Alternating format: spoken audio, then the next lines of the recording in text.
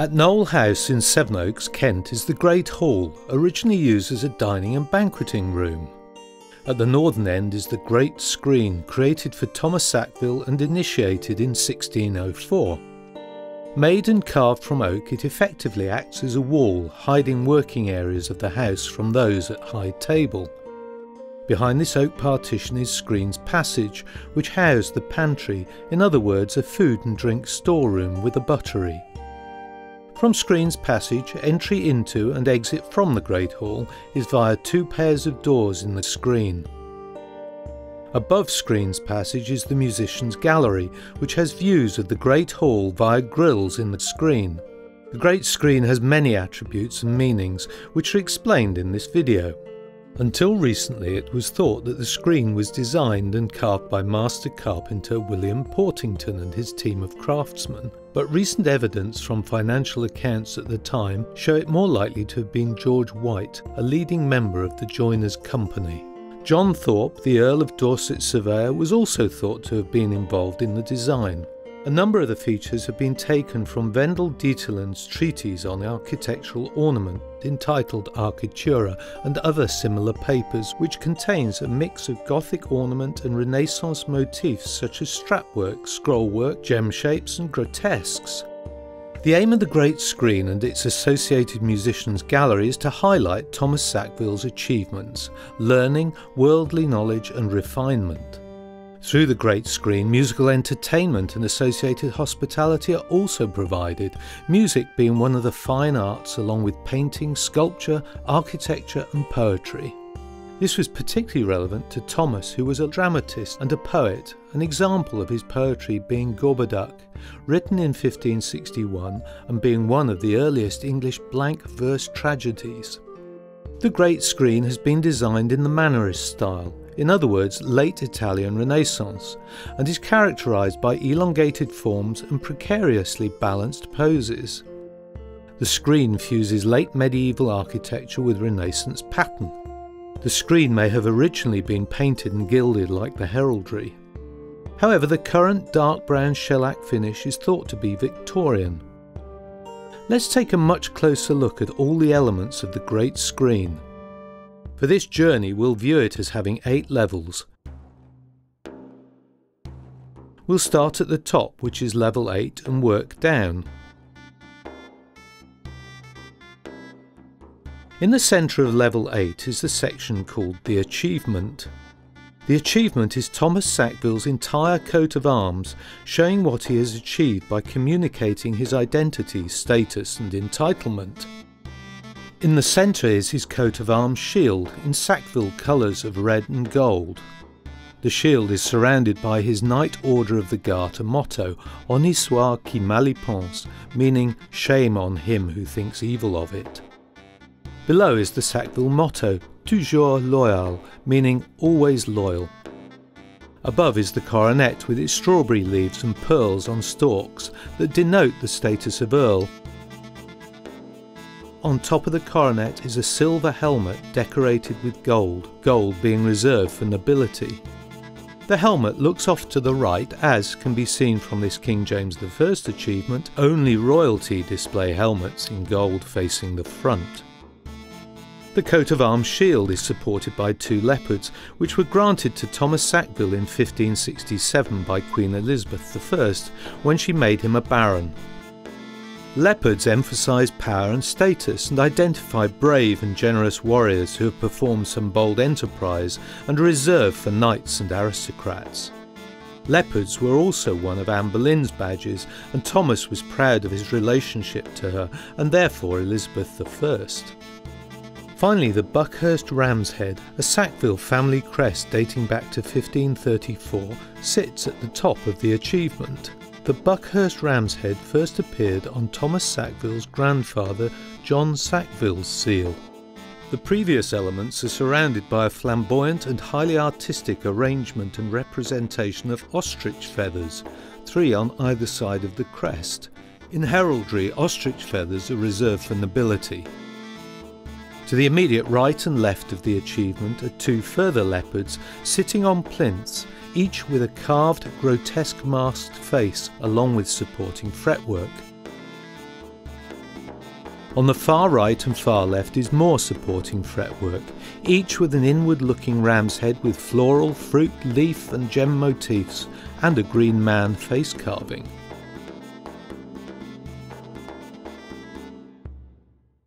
Below the achievement level is the great screen's upper entablature, level 7, a superstructure of mouldings and bands which lie horizontally above columns and that rests on their capitals.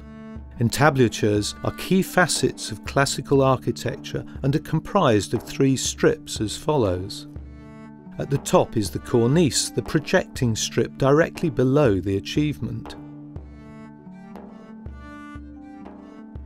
In the middle is the frieze, an ornamented strip comprising flower garlands, jewel shapes where the round carvings depict pearls and the ovals are rubies, and 12 small columns with Renaissance-style acanthus leaf carvings. The acanthus plant, which grows primarily in the Mediterranean and has many medicinal properties, is seen originally decorating Greco-Roman Empire architecture and symbolises immortality, rebirth, longevity and healing. At the bottom is the architrave strip, which sits directly on top of the next level down.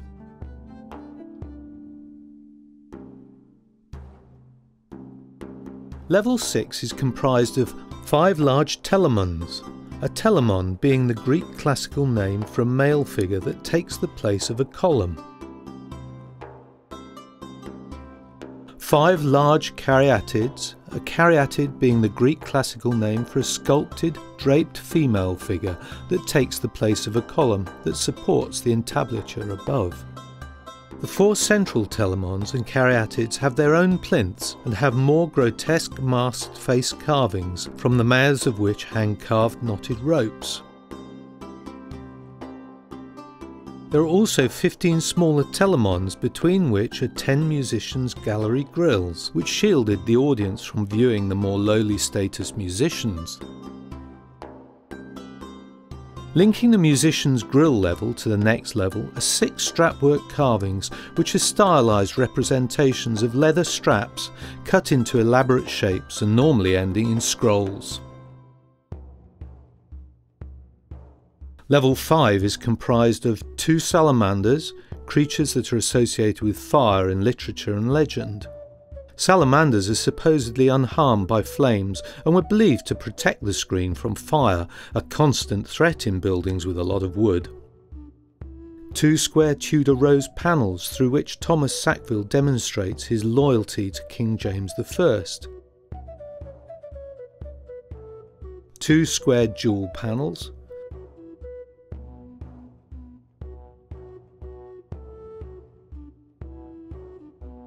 2 leopard panels,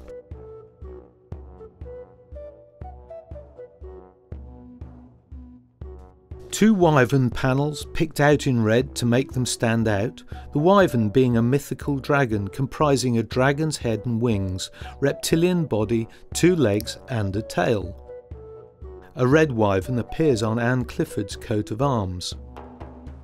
Then there are 1 male telemon and 1 female caryatid, each set on plinths that have more grotesque masked face carvings, from the mouths of which hang ropes. There are 2 Sackville and Cicely Baker coat of arms panels. The left half of the coat of arms is Sackville and the right half is Thomas's wife Cicely Baker's 3 swan necks. Finally, 2 ram's head panels sit either side of the Sackville coat of arms with its red and gold quarters, crossed with a band of vair, in other words squirrel fur, represented by interlocking rows of shield-shaped or bell-shaped figures, which are typically alternately blue and white. The next level down, level 4, is the great screen's lower entablature, again comprised of 3 strips. At the top is the cornice. In the middle is the frieze, this time comprising 6 Tudor rose flower carvings. To James I, the Tudor rose is a mark of continuity, and he uses it to emphasise the legitimacy of his claim to the throne of England through his descent from Henry VII, through his daughter Margaret. In the frieze there are 6 bucrania, a bucranium being a garlanded ox skull representing early religious sacrifice. Bucrania are a classical architectural decoration used in Renaissance, Baroque and neoclassical buildings. They are thought to be a reference to the practice of garlanding sacrificial oxen. Bucranium heads are often found displayed on walls of temples. Their use in the great screen may relate to feasting and/or demonstrates Thomas Sackville's awareness of the classical world. 12 further small columns again have acanthus leaf motifs. These Renaissance-style acanthus are based on just one of the 4 acanthus styles recognised in architecture, the others being Greek, Roman and Romanesque styles. At the bottom is the architrave strip, which has the addition of 2 green man carvings which are placed like keystones directly above the centre of each pair of doors. The green man is often interpreted as a symbol of rebirth, representing the cycle of growth each spring. On the next level down, level 3, we observe 10 carved faces through which Thomas Sackville shows his knowledge of the world, its continents and its people, along with other carvings. There is a split pair of European faces, one female at the far left and a male to the far right. Unfortunately, the female is difficult to see in the picture as it is partially hidden by an uplight. South American female and male faces are next.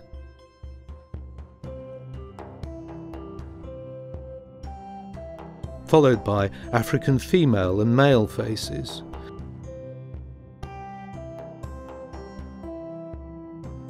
And then Indian female and male faces.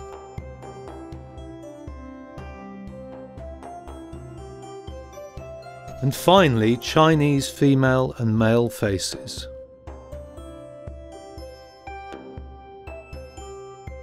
The other carvings include 2 ram's head symbols,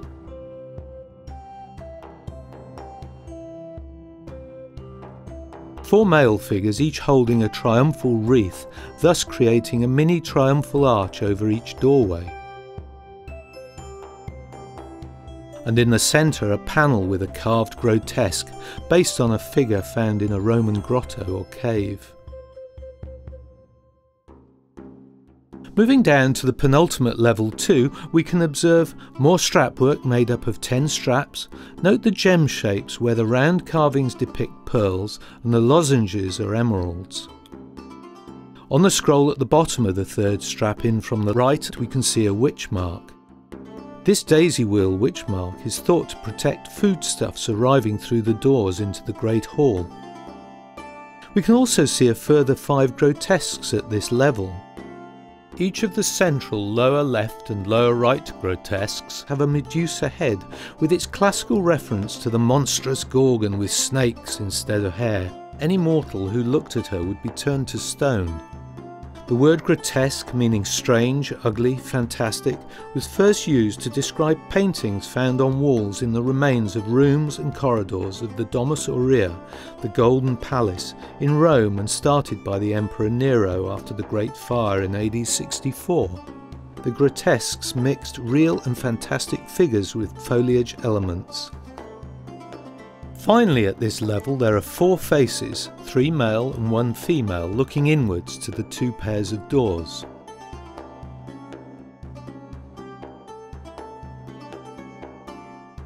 At level 1, the bottom of the screen, there are a number of elements, some of which are unfortunately partly hidden by the large table and other furniture in the Great Hall. The carvings include 4 leopards,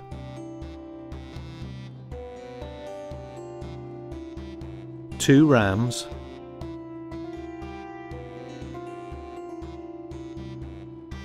2 side panels with multiple simple floral and gem carvings, and a central floral panel. This finishes our detailed tour of the great screen. I hope that you have enjoyed this video and found it informative, and if you have the opportunity, please go and see it in the Great Hall at Knole House, Sevenoaks in Kent.